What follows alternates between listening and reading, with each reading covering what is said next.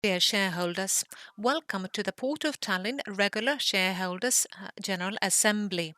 So this is one of the most important obligations we have every year in our managerial and supervisory structures. Port of Tallinn has been listed on the stock exchange for almost 5 years, but physically we can meet our shareholders only for the second time. But that actually feels nicer to see you all here today, and I'm very happy to note that during these 5 years, our shareholder number has doubled.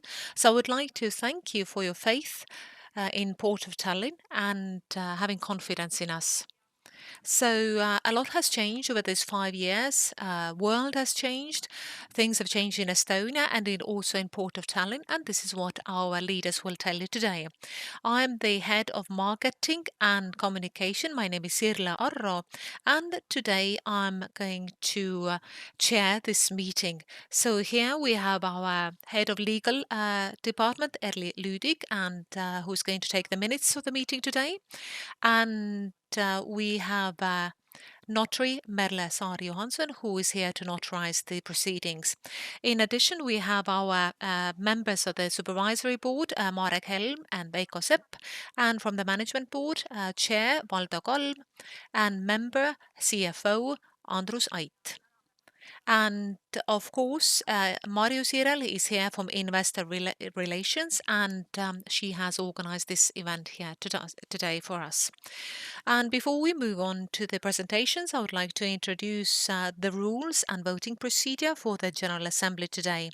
So first of all, please set your phones on a silent mode so that we will be able to work.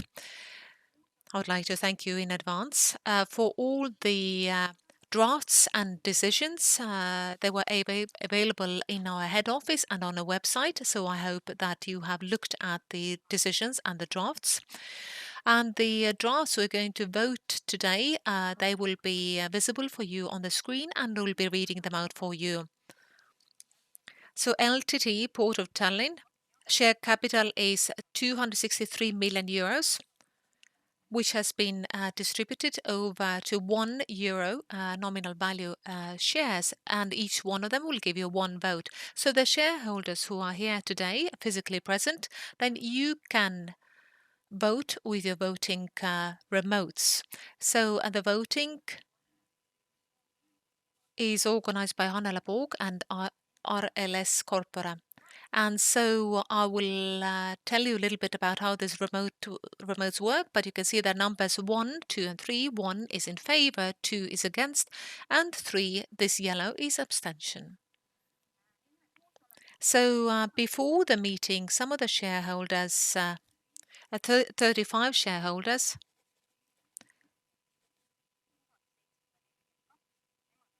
so 191 million shareholders had already cast the votes.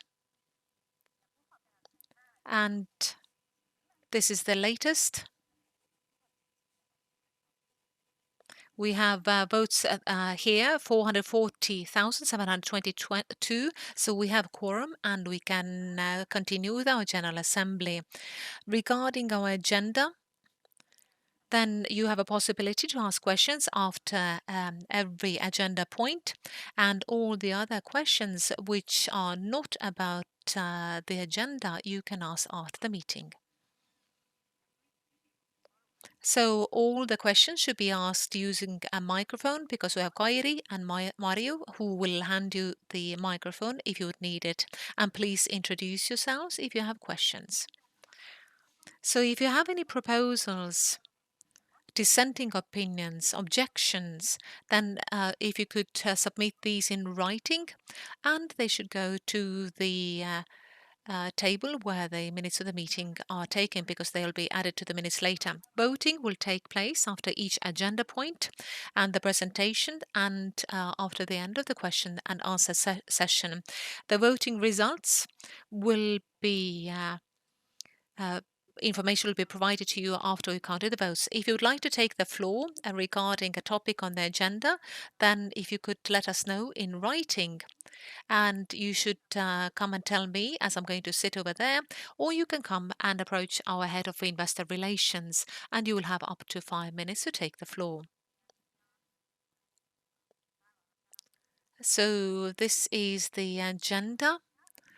This is what we're going to be voting on.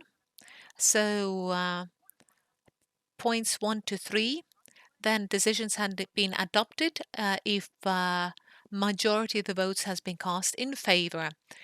And for agenda point number 4, we'll have to have at least 2/3 of the votes.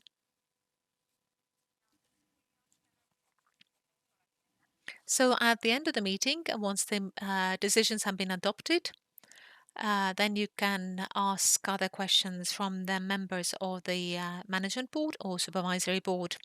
And members of the press, if you could please note that regarding our decisions, that you should not publish any information before we have submitted a notification to the stock exchange, and you cannot live stream the voting either. But taking photos is allowed. And now I have the pleasure to continue with the agenda of our General Assembly today. So first of all, we had the video presentation by the Minister of Climate, Kristen Michal, who is representing our majority shareholder. Hello. The Republic of Estonia is a majority shareholder of Port of Tallinn. I hope it provides security for the port and for the partners. As a Minister of Climate, I would like to share some of my thoughts. So first of all, business plan of Port of Tallinn. In spite of different crises we have seen in the world and in Estonia, has been quite significant because dispersion has helped us to overcome the crisis. And this is a praise for the managers and the employees and the partners of the Port of Tallinn and also the shareholders. Second, when it comes to my own field, what is most important is that the Port of Tallinn is also one of the leaders of green transition in the logistics and maritime sector. So the plans are very ambitious. So the port maps the CO2 emissions. We know that the port provides shore electricity to passenger ferries. We have unique automated docking system, and one of the passenger ferries is a hybrid ferry. And we are working on wind parks, and then is going to be a green corridor between Tallinn and Helsinki, which is in the works. So it looks like the company is doing well. The managers, the partners, employees are working hard. And hopefully we all do this from the point of view that in 50 or 100 years from now, Estonia is still a beautiful place in the world, and that the Port of Tallinn is a company which has a very dignified history. So fair winds, and I hope you'll have a nice meeting. Thank you very much. And now I would like to invite here the member of the Supervisory Board and the head of the Audit Committee, Mr. Marek Helm.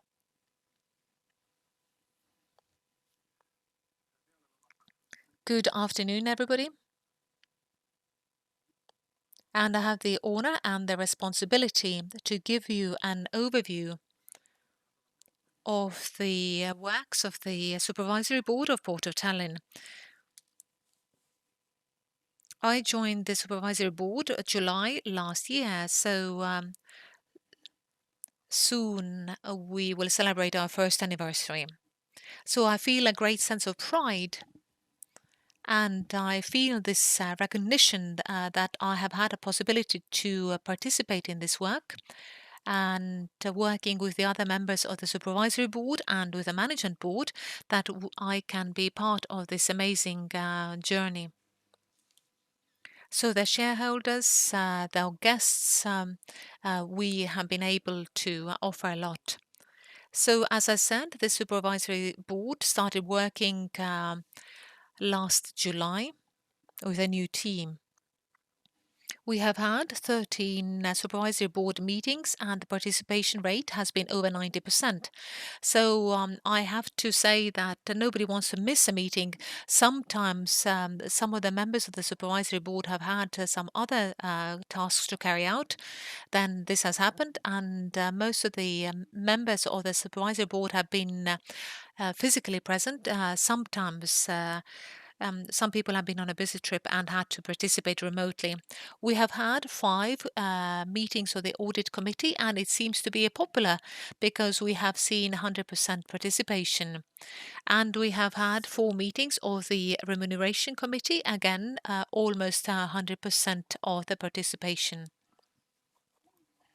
So what are the most important decisions? We have appointed a new CFO, Andrus Ait. We have made an investment decision regarding the key for wind farms. So to Paldiski South Harbour, this is a future topic. It's going to be discussed many times, but Port of Tallinn is very well represented when it comes to all topics related to climate and wind energy. Then the updating of the strategy of the group for 2023 to 2027. We had a really long day. It was very interesting. We went to Muuga. We discussed the strategy. And I have been in the management for 30 years, and I have to really recognize the management board because to develop this strategy and presenting this strategy and to create this content for the strategy has been really excellent. So I would encourage you to find this information so you will find out what is the strategy and where the company is trying to head. Then the budget for 2023.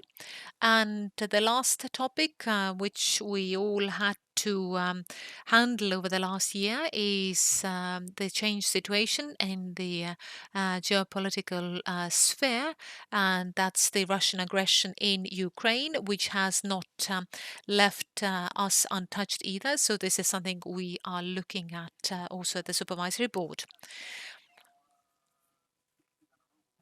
So this is now our team. So we have Riho Hunt, who is the chair, and he has participated in the previous supervisory boards as well. Veiko Sepp, who is also here.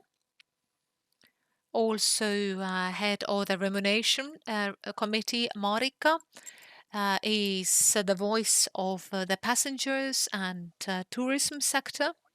Ain Tatter, Kaur Kajak, who are representatives of the state.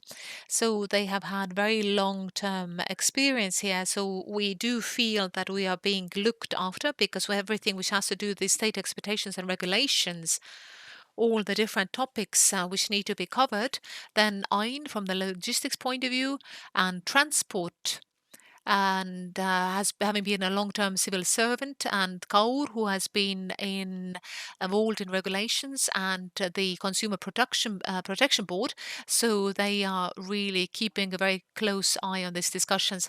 Risto Mäets coming from logistics, and I'm from the technology sector myself.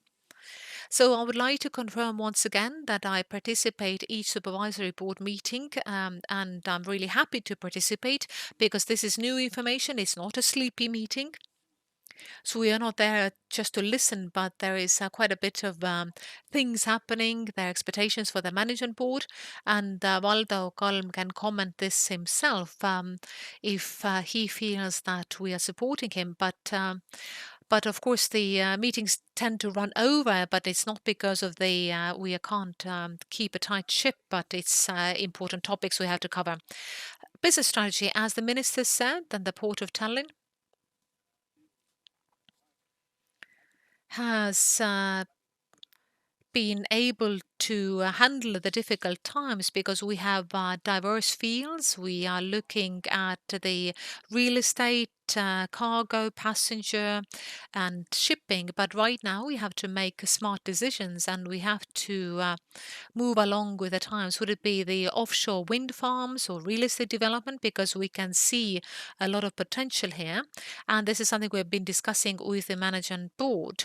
So when it comes to the advantage which this company might have, because we know that we all transitioning to the wind energy, and our strategy or the vision in this field is something which will have a very good potential. Same is true for real estate, because the port is between the sea and the city, and this is an area people love. And this kind of space where we are today, this did not look like this a few years ago, but there is more potential, there are more things happening, and we have said ourselves, if one of the hubs of the city of Tallinn is the old town, but with the real estate development, we can create some additional environment here, which helps our core business as well. So businesses, cargo, passengers, so we can attract people to stay in this area, and that people are willing to spend money here. Business strategy. Of course, so we want to make sure that the owners will have a stable uh, owners revenue. We want to make sure that we have good dividends. We have a big company. It's not an easy company to run, but in the supervisory board and the audit committee, we have also seen that this company has organized itself really well. The internal processes and the control mechanisms are well functioning. If you think about IT, for example, it has survived quite well compared to some other state institutions and organizations which have suffered constant attacks. Then the IT under Valdo Kalm, then this IT system is very tough. It's very simple thing. For example, when I log in to access the supervisory board materials, I have 4-tier access. This is the protection of the information. So think about it. When you log in somewhere, then how many uh, controls are there in place for me to see this presentation? And we see the outcome as well, that we have escaped attacks. So the responsibility development of the organization through our staff and through the professionalism of our employees is something we have seen. And everything to do with the green transition, so to be the hub or the green infrastructure of the Baltic Sea. So this is important, and all the topics are here covered, and the management board is working on this. Now, when it comes to risks,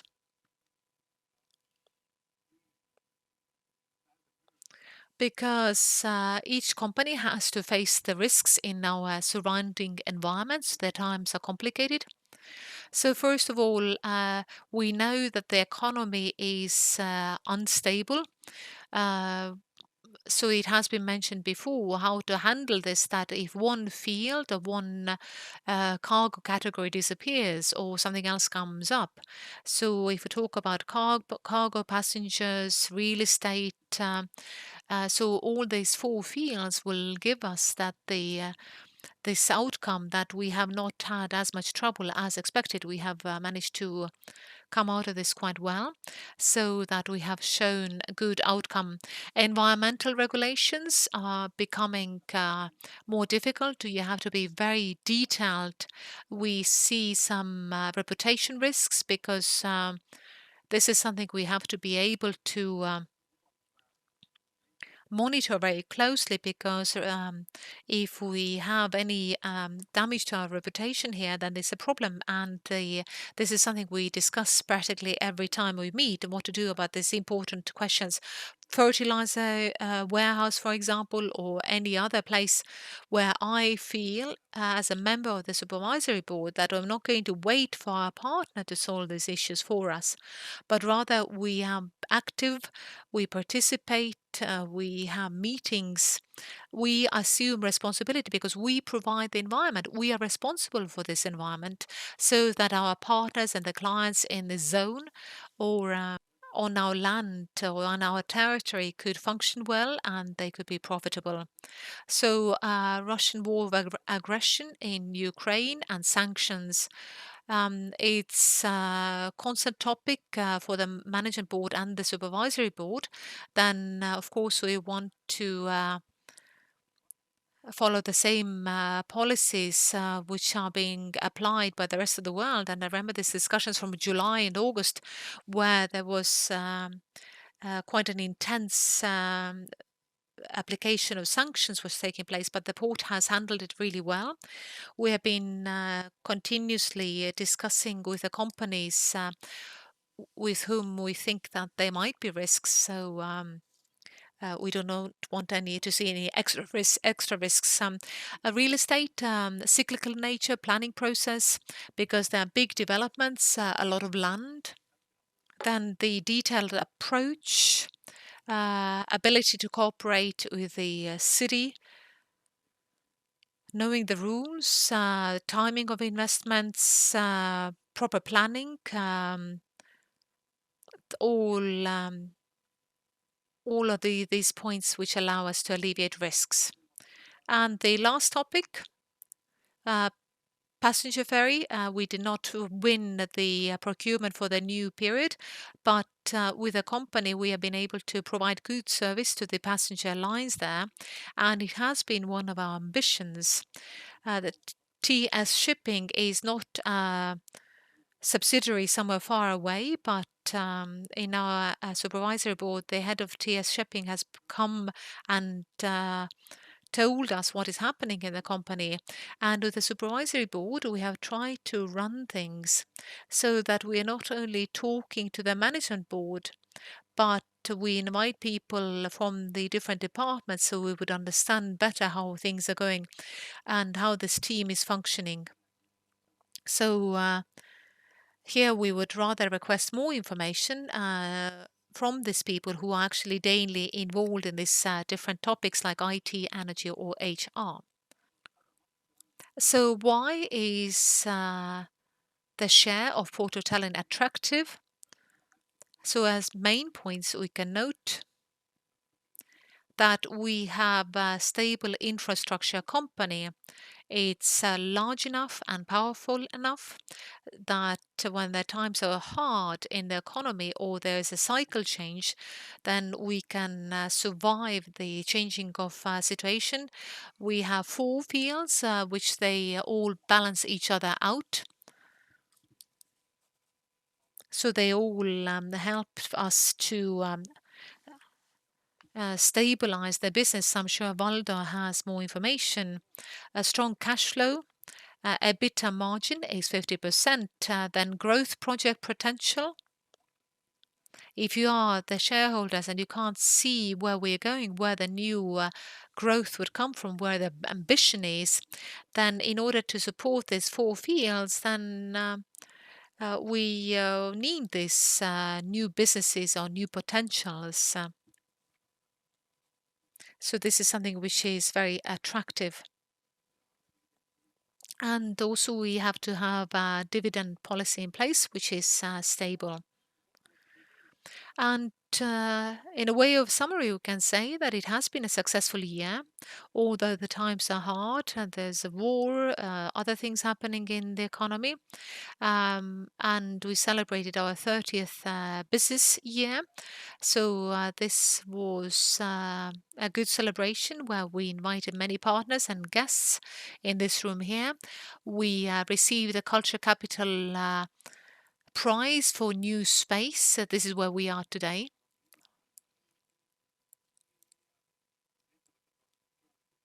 Among the businesses, I believe that this is quite an impressive achievement. So this is a popular place where important events are celebrated. Promenade development. Again, we have ESPO nomination.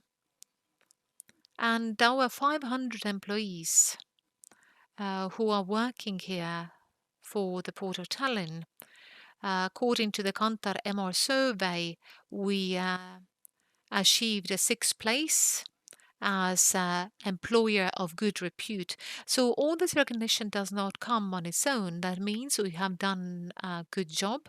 So that means that based on this, we can have some good reputation. and people have confidence in us and in our services. All those 500 employees are the people who carry this reputation, and they are the ones who do the marketing for us among the friends, family, and partners.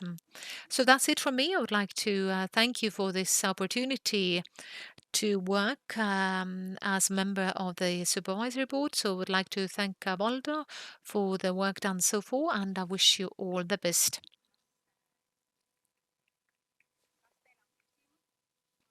Thank you very much, Marek. Do you have any questions?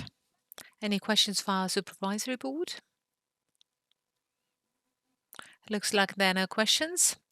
Then I would like to give the floor to the chairman of the management board, Mr. Valdo Kalm, who is going to describe the activities carried out last year and also give an overview of our development and growth projects. Dear shareholders, welcome to our meeting. I would like to thank Marek once again for his support, and I have to apologize that I'll go on with the presentation quite quickly because I have a lot of slides. So I want to give you an overview of what happened last year. But what is more important is what is going to happen next, because we all want to know about the future. So I'm going to continue very quickly. But Marek Helm, our supervisory board member, mentioned the balanced business model. So this is a reminder. We have the passenger harbors, two. We have cargo, two cargo ports. We have passenger ferries. So we're operating Saaremaa and Hiiumaa lines, and then others is the ice breaking and waste management business. So the diversity of businesses has allowed us to alleviate the risks and overcome the crisis. So very quick overview. What are the most important events of the previous year? We have some positive and some negative events. Let's start with the positive. So recovery of the number of the passengers was much faster than we had guessed post-pandemic, so it doubled and it reached 7 million. So we're very proud of that because this has been in cooperation with the passenger and cruise operators, and we have 4 times more of the cruise vessel port calls. So because pandemic actually did hit us very hard, so this is a good growth and very profitable business for us. Then last year we had the planned development of the Old City Harbour, so the square in front of D terminal, which is part of our environmental master plan. And what is very important, and has been a lot of preparation work done with the city government. We have 5 planning permission developments, and they were made public at the end of last year. When it comes to the disclosure, the publication, it gave us very little negative feedback. So we want to continue with the approval of these planning permissions.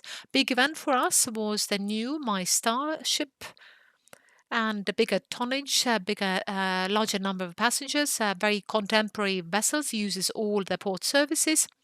And we managed to reach a compromise with Tallink in our dispute, which concerns other operators as well. So this is filed under positive. And important and positive is investment decisions for Paldiski. Regarding Paldiski and new key hinterland, it's a very big decision because it's 50 million investment, and this is one of our growth projects. The decision has been made, and this year we're going to implement it. So liquid cargo, due to the Russian war of aggression in Ukraine and sanctions has almost disappeared. Unfortunately, last year we saw a significant growth in container and ro-ro business. And today, ro-ro is becoming one of the most important cargo groups and is also most profitable. So what we lost in volume, but we did not actually lose in profit that much. So this is very important that ro-ro business is continuously growing. We had a court case with the grain terminal. We had a positive result there as well. Then Icebreaker Botnica started with a new 10-year contract contract with the Transportation Board. So we won a procurement for next 10 years for ice breaking. And at the same time, we also had a contract extension with the Canadian company for summertime business. What is important for us is that the state did not use the right of refusal for purchase um, of the passenger ferries. So we own these passenger ferries. So as we're preparing for the new procurement, it means that we can go into this procurement with our own vessels. We are carrying out certain activities for climate neutrality because we have short-term and long-term objectives. But as Marek said, that when you're in business, then you have to be responsible about it so that you will not leave much of a trail behind. And with the management board, we are very happy that although last year was very difficult, the dedication index of the employees went up, client satisfaction and also reputation went up. We've been measuring these for 5 years, so this is not one-off because we can see a trend here and we are quite happy.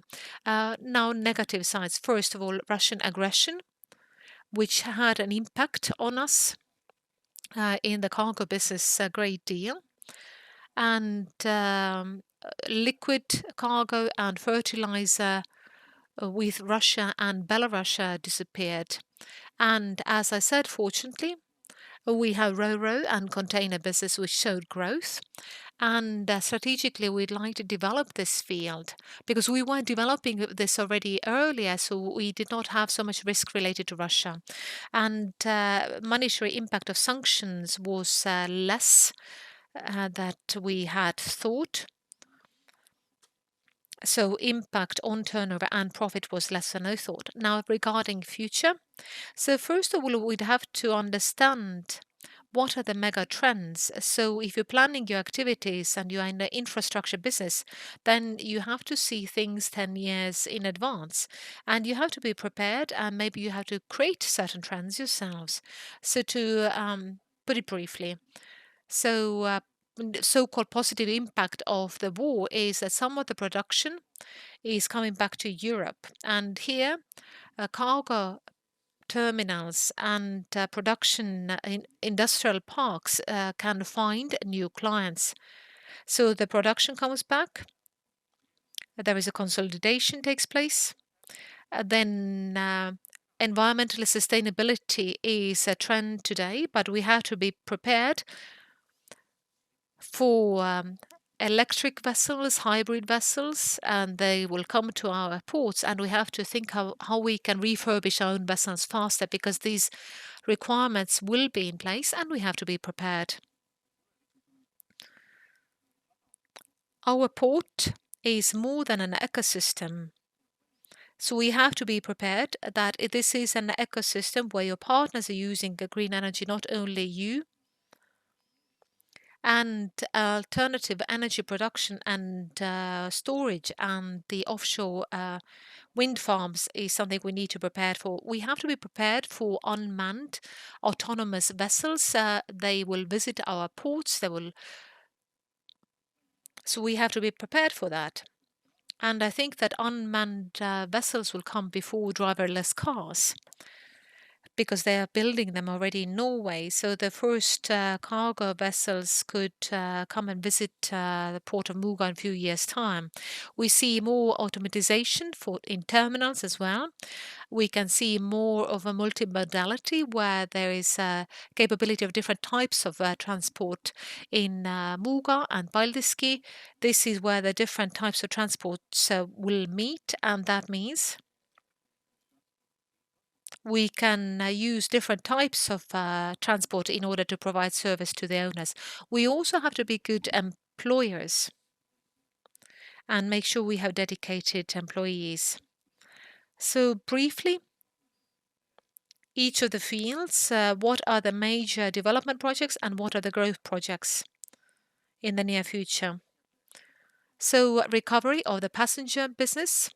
This is where I would like to stress that as this is our largest share of the business, then we can see a continuous growth trend. So the first quarter, Helsinki and Stockholm lines, the number of passengers went up 55% and 90%.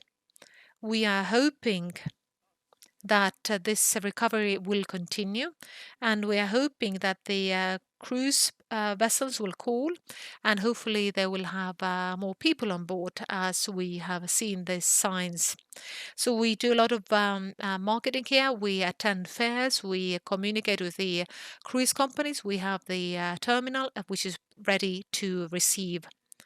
So we finished building the square in front of Terminal D, which improved the mobility of vehicles and passengers. And the new tram line is being built right now.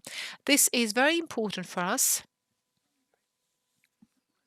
So this is a tram line which will come in front of the Terminal A. It has been coordinated with us, and it provides service for both terminals. What is most important that this is already in works. The financing is there and is going to be finished next summer. What is important is to look at the long term.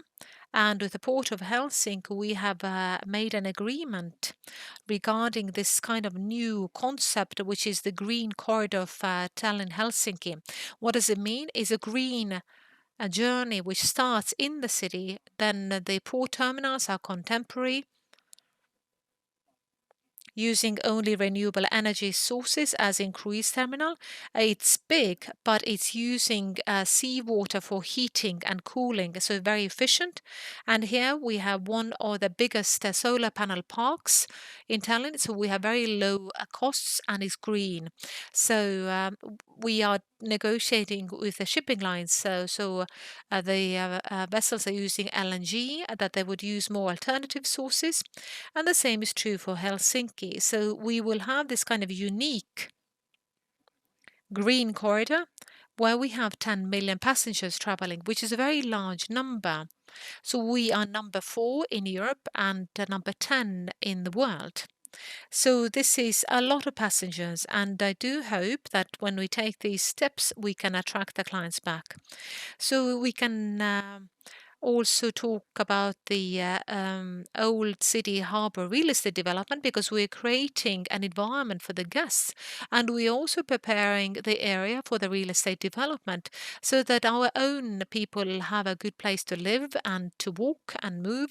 And so there are some important principles. We are open to the sea. As Marek said, that here we could have one of the focal points. We have the Freedom Square, Town Hall Square, and we could have the Admiralty Basin Square. So we have a lot of greenery, and we have multifaceted space in the city. We have divided this area into 5 parts, and as I mentioned, we are right now in the process of developing the planning permission. They have been made public, but the approval will take time.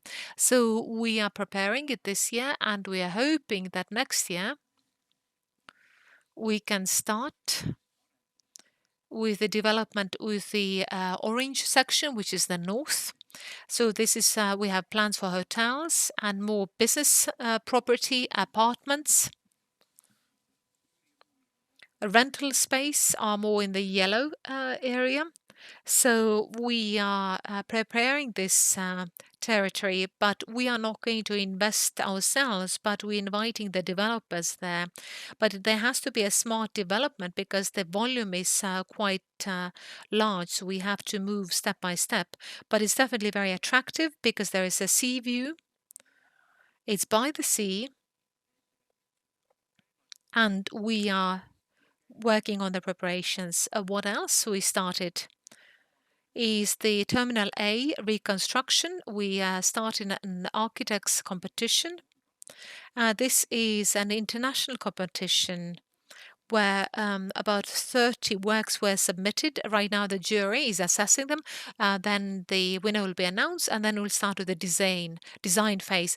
Then we have reconstruction of the Terminal A, and then we've done with our own infrastructure. We have the Terminal D, we have the cruise terminal, and now we are reconstructing the Terminal A. Now, if you look at the long term, and in the infrastructure business, you have to look at the long term, then We consider this our business plan 4.0. Of course, the green corridor of Tallinn-Helsinki, as I mentioned, is important. Alternative fuel for passenger vessels, shore electricity, and green fuel here at the port, passenger terminals we discussed, and also we have a smart port structures which will become even smarter. So we want to make sure that there is no extra CO2 emissions with the cars idling. So we want to make sure it's all very efficient. Then the cargo ports development and growth. Last year, important event was HHLA. This is a very big client. Their headquarters in Hamburg, so it's a German stock exchange listed company. One of the biggest operations they have is here at Muuga.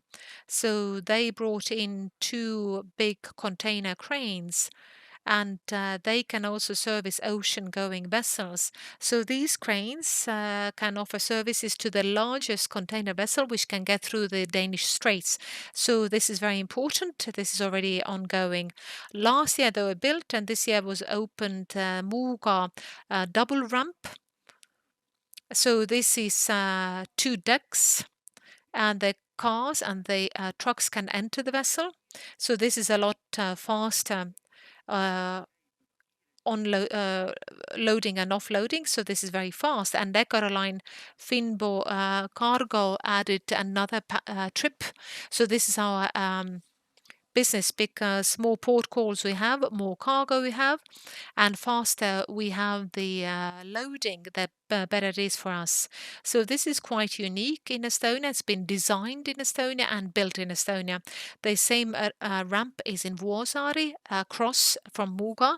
So this is a joint project with the Port of Helsinki. Another important project is Rail Baltic cargo terminal.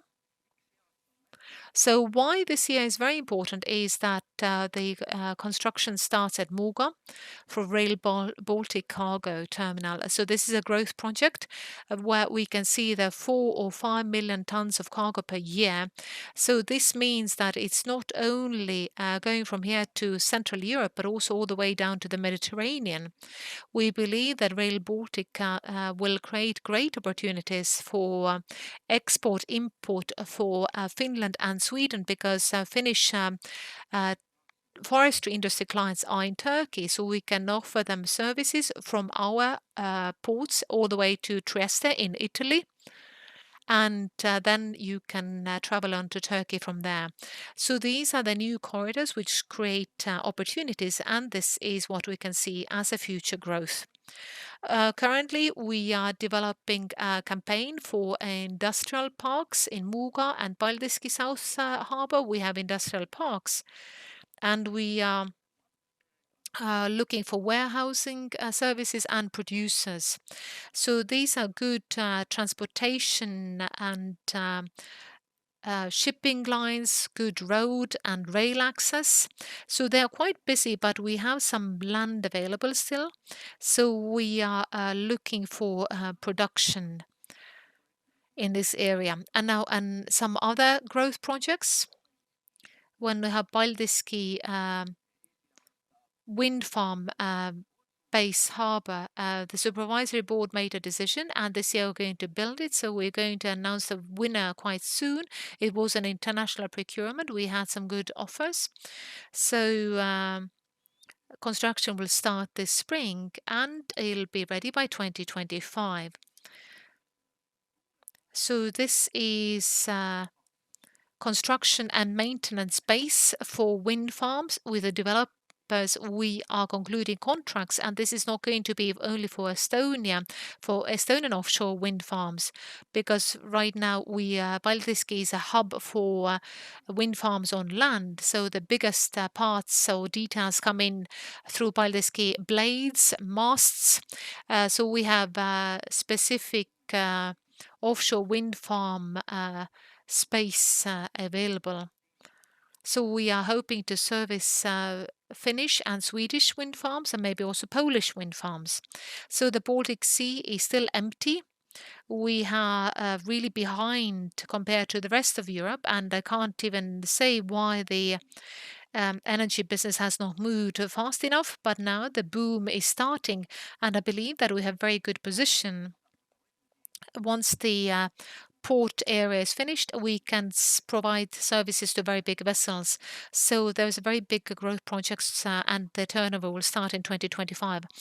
Alternative energy sources are important as well. We are one of the founding members of the Hydrogen Valley in Estonia, so these are the biggest projects in Estonia.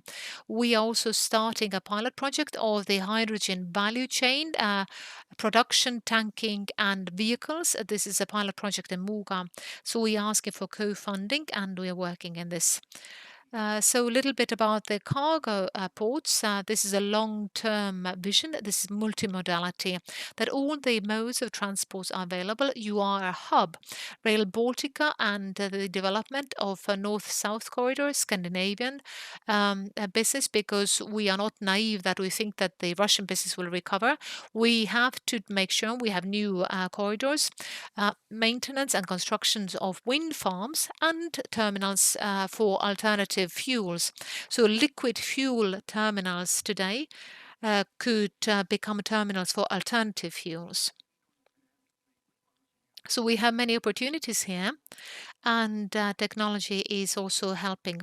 Now shipping, this is our third very stable and good business throughout all the crisis. As I mentioned, that icebreaker Botnica worked really well last year, and we have a contract now for next 10 years in Estonia, but it's important to find profitable contracts for the summer. So this year we're going to go to Canada, but we are negotiating right now. We want to cover June and July.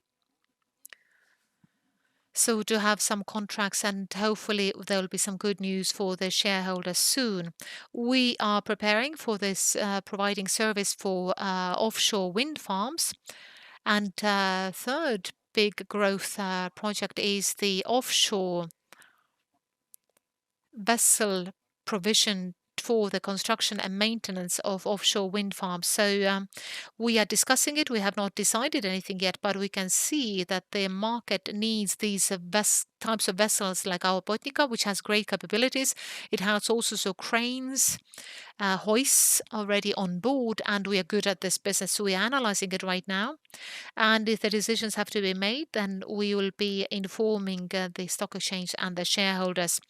Now, the passenger business is also very stable. It recovered very quickly post-COVID. And good news again for us as a business and shareholders is that we own these vessels. We can move on to the next procurement process. We are continuing with the electrification. One of the vessels is a hybrid. We are preparing for procurement and we are looking for growth opportunities outside Estonia. We are analyzing the situation and want to make sure that we have a good level of service which is expected by the shareholder or the state. As a vision, as I mentioned, maintenance for offshore wind farms. We're using vessels on alternative fuels, and we are continuously developing the automated docking and automated systems for vehicles. So quickly about the sustainable development as well. I wanted to show you that we have very clearly understood what is our CO2 emission. We are measuring it in all our 4 ports, and the yellow column there shows our biggest CO2 emission source. This is our own vessels. So this tells us that we have to make sure that they will become hybrid vessels. But we have seen a decrease of other emissions as well. So we know pretty well for each port what is the CO2 level.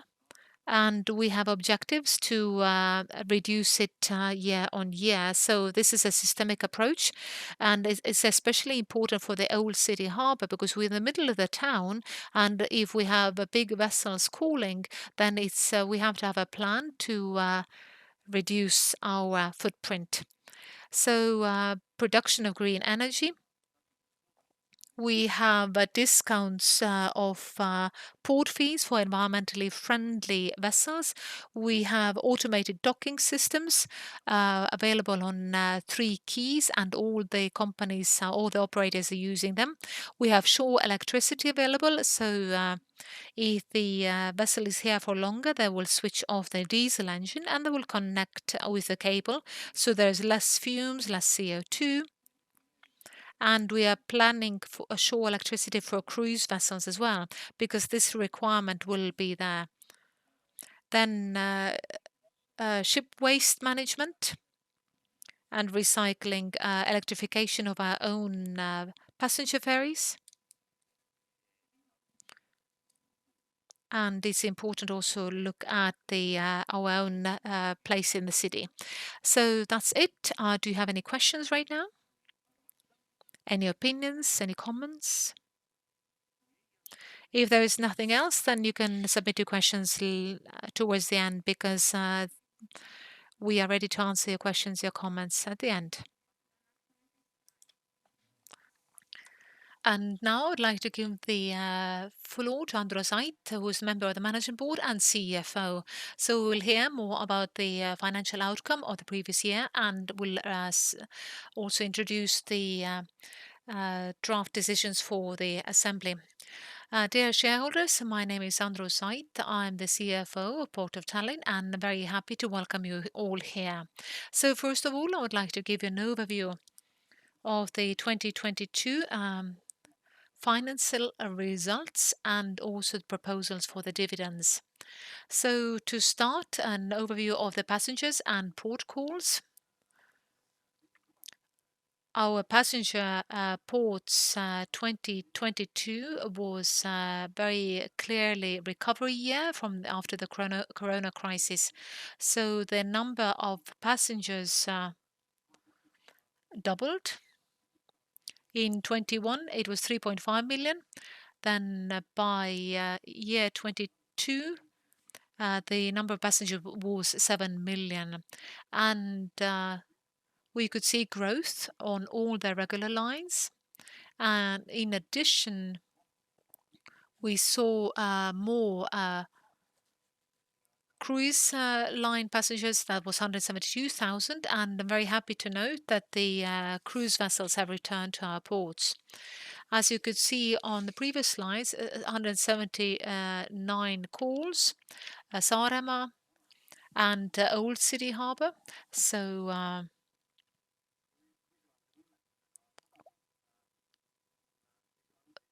both ports which have a capability to provide services for the cruise vessels have welcomed them.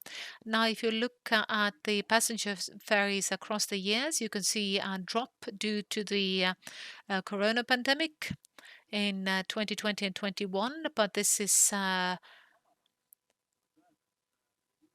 quite low, and over last years the port calls has been stable. So we could see the larger figure in 2022. This came mostly through the more passengers per vessel. Now cargo and cargo port calls. So 17.8 million tons, which is 21% less than the year before.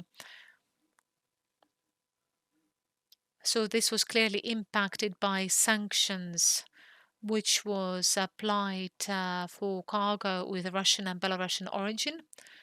So as of first quarter last year. So main impact was bulk and liquid, and especially fertilizers from bulk, and all the other categories showed stable and strong growth. For example, container growth was 12%. Ro-Ro was 6% growth. And taking this into account, the Ro-Ro became our biggest group of cargo going through our ports. Ship calls for cargo vessels. Considering this, we could see a bit of a reduction, but we did not see such a steep reduction, and we can see that the cargo port calls have been quite stable over the years. Why is it important? Is that if you look at the cargo ports, then the biggest income comes from port calls. More port calls we have, more positive the outcome will be. Shipping. So if you look for the keyword for shipping over the last few years, as you could hear from Valda's presentation, then shipping has been very stable, also true for 2022. And over last 5 years, this stability rule has prevailed. For passenger ferries, we had 2.3 million passengers, 1.1 million vehicles, so the passenger numbers went up and the number of vehicles remained almost the same.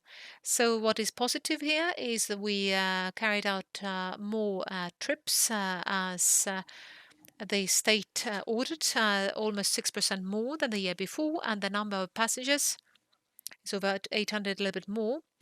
So we could see that stable growth is there. Now, regarding the icebreaker Botnica, then we count the number of chartering days and usage rate. It has been very stable. Last year, 249 chartering days, which is average.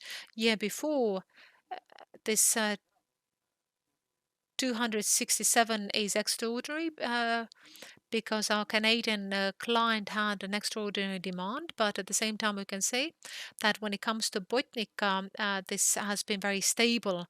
And this stability is supported by a long-term contract for ice breaking. So from end of 2022, we will be breaking ice based on new 10-year contract, which gives additional stability. And for passenger ferries, the state did not use their first right of refusal for the purchase of ferries, and we have a contract until the end of the third quarter of 2026.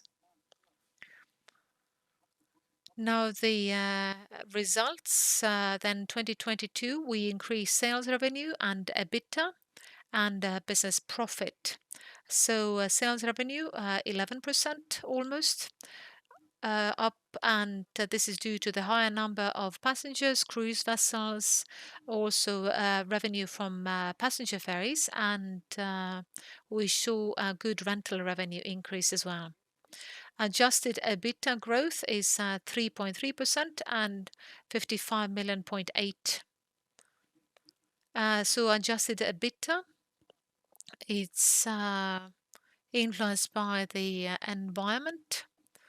So what we saw in an economy at large, electricity and energy price went up, high inflation, it had an impact on us as well.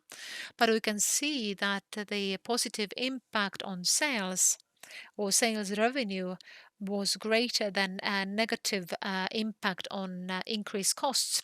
So we managed to get an EBITDA growth in spite of a very challenging year, especially when it came to cargo ports. One more thing we have to stress here is our balanced business model, which really helped us when it came to sanctions. Business profit growth 3.5%, and the period profit we could see increase here. In 2022, we paid over 2.5 million as dividends, so there is a bigger cost of income tax. But so if you leave this out, then you can see the increase of profit. So investment in 2022, 13.8 million. 5.9% less than the year before. 2 previous years in average has shown quite a low level of investment, but this is the investment cycle. So this is a planned lower level because we have not stopped or cancelled any on the investments because all the necessary investments have been carried out. And in 2022, the biggest investments were the square in front of Terminal D, which was finished last year. And it has been very well received by the population. It's used a lot, and I hope we are all able to benefit from it in the future. Then for passenger terminals, we updated our galleries and tubes, so which helps us to provide better service for a growing number of passengers. And the shore fortifications and quays were also improved. Regarding cargo ports, then the biggest investments was one of them was the double ramp and Muuga, so it helps us to service growing ro-ro volumes. And for trade, we had passenger ferry Piret and Tiiu. Dock works were carried out, which are regular works after the 5th year in use. And for Botnica, this year we are planning some refurbishments, and we had already bought certain equipment for that purpose. Now, if you're looking at the sales revenue and profitability across the years, then you can see then in 2020 there was an impact due to different crises, but we could see the decline in turnover. But then after that, the sales revenue has gone up to 122 million euros last year. We have not achieved the level we had 5 years ago, but we can see the trend towards growth. What is important is that based on this balanced business model, we have been able to keep adjusted EBITDA and profitability stable as absolute figures. So this is an indicator which says that different fields of operation are supporting each other.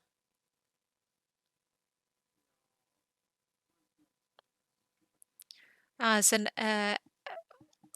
information about the business results per segment, then last year in 3 segments we saw growth. The biggest growth was in passenger ports, where the sales revenue was 37.9 million euros, which is 31% more than the year before, and in EBITDA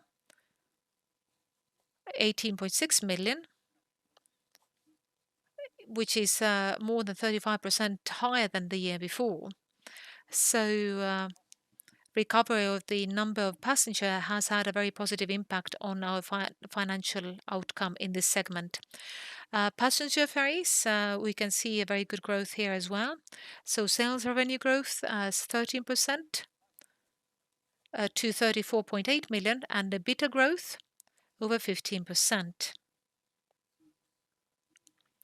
So in sales turnover, indexation has helped covering fuel costs, but 6% we have seen more of passengers. So when it comes to passenger ferries, then we are keeping an eye on the fuel costs, and we are optimizing this cost, and every year it is giving us better and better results. So this is also then shown in our financial business results. Now, other regarding Botnica. So in spite of a smaller number of charter days, our sales revenue turnover went up and EBITDA increased. For cargo ports, as it was said, we have seen impact on sanctions We have seen volumes going down for two types of cargo, which is balanced by ro-ro and containers, so we could see some decline. On EBITDA, the impact was bigger because this segment is also influenced by energy prices. But in summary, you can see that the positive impact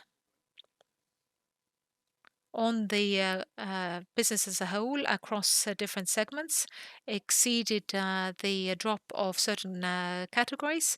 So sales revenue and EBITDA went up, although there were sanctions applied. And this is the end of my presentation. Our annual report has been audited by KPMG Baltics, and they have submitted their report without comments. And this is the end of the first agenda point, and we can start voting. So we'll be voting all the agenda points separately, and the voting takes place using these remotes. So for every round of voting, you have to choose when you're in favor, then you press 1, which is green, against, number 2. So this is the red triangle, and if there's abstention, then it's number 3. Once you press the key, then on the screen you have a text sending and received. So that means your vote has been counted by the system. You can amend your vote until we have recorded or the last vote.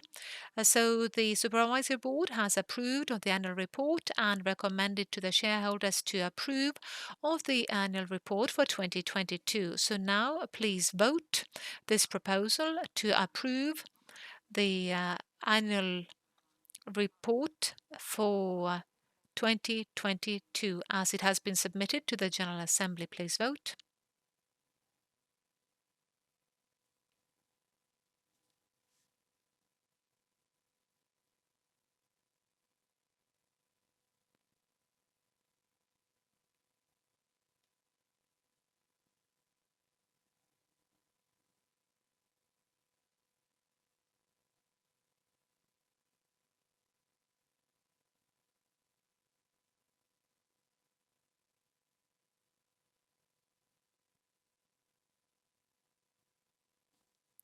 We'll have the results in a moment.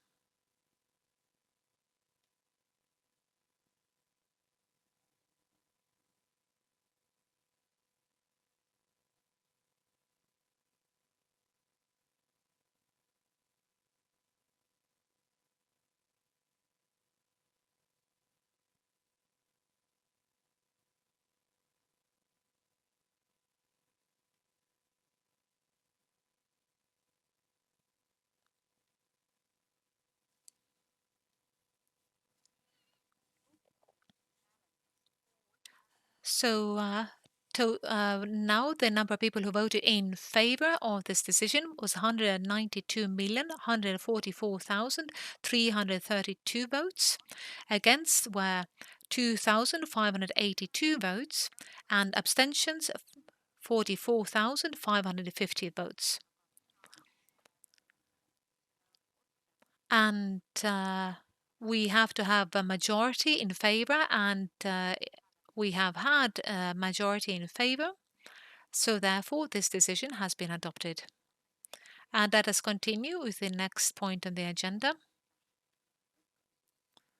So I'll continue the next point on the agenda. So next point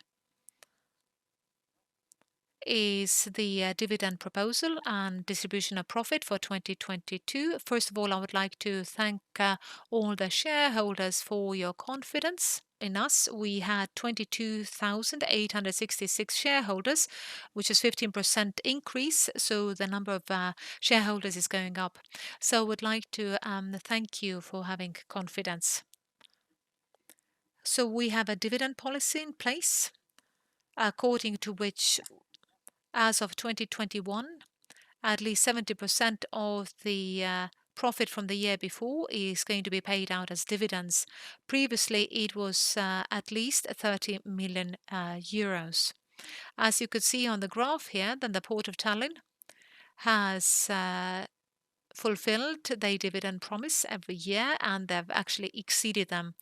And taking into account a stable financial position and the needs for future investments, then the proposal is to pay 0.073 euros per share, which is total 19.199 million euros. The list of dividend recipients will be established as of 10th of May, so the last day for changes is 9th of May 2023. So that means as of that date, if a person has purchased shares, they do not have the right to receive dividends for 2022. The payment date has been planned for 12th of May of this year. Now let us vote. So first of all, I would like to know if anybody has any questions regarding this point on the agenda. And then please vote. Approve of the profit of the year 2022, 25,591,833 euros, and the undistributed profit of the previous period, including 2022, is 51,383,040 euros. 742,837 euros will be part of the obligatory reserve capital and pay dividends for shareholders 0.073 euros per share. Total is 19,199,000 euros. Please vote.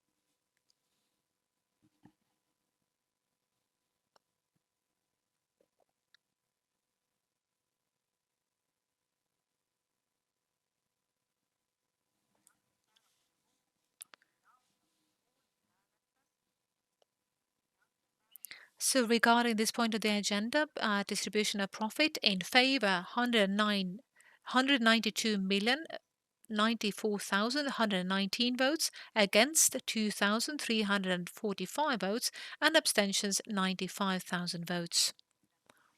So as we had the majority of votes cast in favor, then we have approved this point. And let us continue with the third point. So this is the voting for the auditor. So the third point is the voting for the auditor. So the auditor for Port of Tallinn for 2018 to 2022 was KPMG Baltics OÜ. We had the contract period 3 + 2 years based on the procurement in 2017, and this period ended with 2022. We had a very constructive cooperation,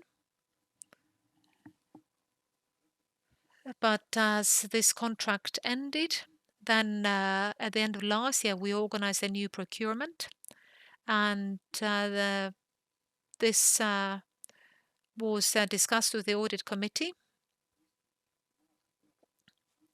We thought it's best to organize procurement for 2023 and 2024 with the possibility to extend the contract for one more year, for year 2025.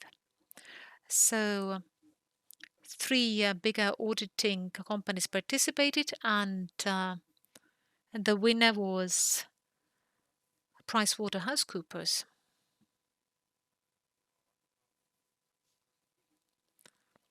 Any questions regarding this point on the agenda? Looks like there are no questions. Then please vote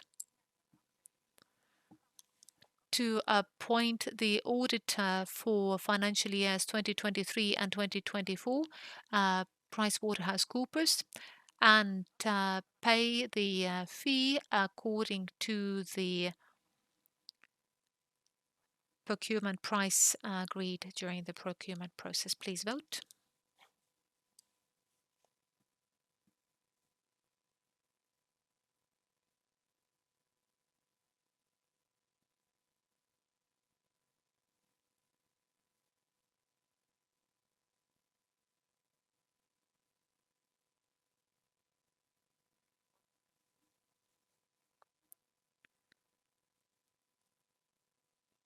Remote 35, please cast your vote.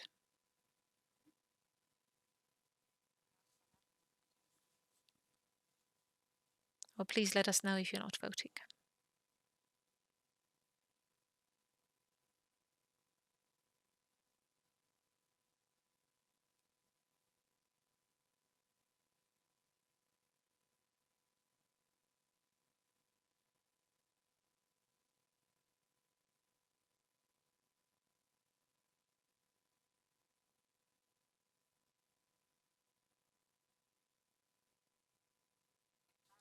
And now the agenda point 3 in favor 192,132,031 votes, against 0, and abstentions 57,088 votes.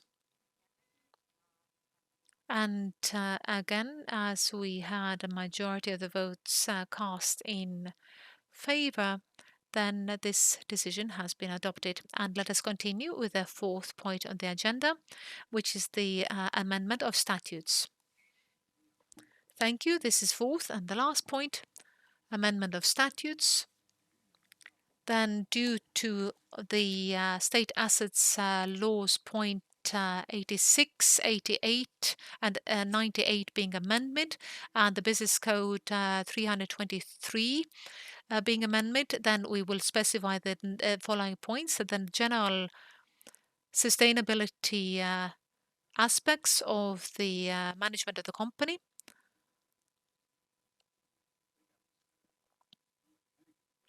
So this has to be then specified in the statutes regarding sustainability and responsibility in the business practices. And we have followed these principles already before, but it has to be included in the statutes due to the amendments in the law. Then the competence of the members of the supervisory board and the general assembly. Then the state assets law stipulates that the supervisory board has to, the speaker corrects, that the General Assembly has to confirm the expectations of the owners and review them every 3 years, based on which the Supervisory Board will approve the strategy, financial plan and budget for the operations, and this obligation will be included in the statutes. Third,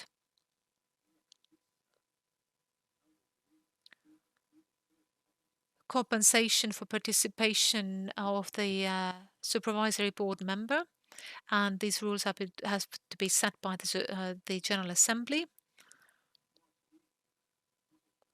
Remuneration for the management board members, again based on the amendment of the state assets law. So there is a calculation for average fee, which does not take into account additional compensation, and also the competition prohibition fee and departure fee.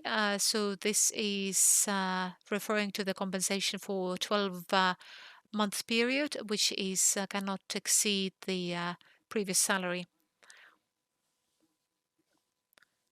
There are more details about the business report, the annual report, how it's being, what kind of data has to be submitted and by which date. So obligation is to submit the report within 4 months from the end of the business year. And last, adoption of the supervisory board decisions if the decisions are being made without calling a meeting. Any questions regarding the amendments? If there are no questions, then let us vote. Please vote for the proposals to approve the amendments to the statutes as it has been presented to the General Assembly.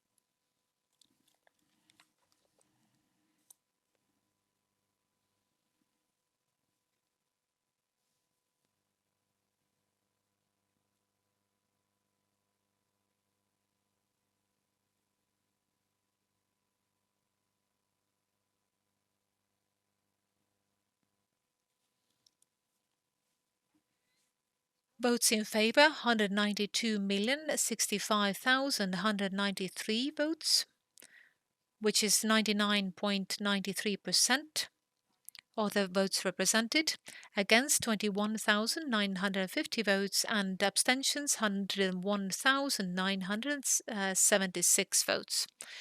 So we have to have 2/3 majority, and this condition has been fulfilled, so this decision has been adopted. So thank you all. And now this is the end of the official part of the General Assembly. So if there are any questions, then you're welcome to ask the questions here. And our managers are here, so you can approach them personally. And you can also talk to other employees as well. And there are snacks available. So if you would like to hear more about the cruise terminal, then in about 15 minutes, we can give you a bit more of an overview. Thank you all for coming.